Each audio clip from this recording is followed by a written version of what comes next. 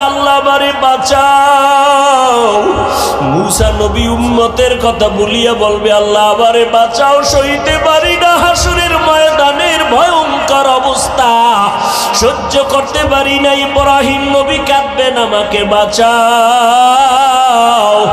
মুসা নবী, ইব্রাহিম নবী, ঈসা নবী, আদম নবী কাঁদবেন, আল্লাহ আমাকে বাঁচাও।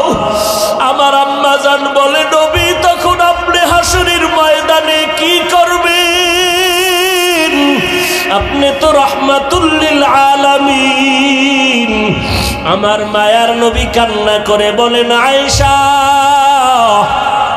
ওই সময় আমি উম্মতের ভুলে যাব না রে আয়েশা, আমি তখন আমাকে বাঁচানোর চিন্তা করব না, আমি তাৎক্ষণিকভাবে আমি মাকামে মাহমুদে মাওলার দরবারে সিজদায় পড়ে যাব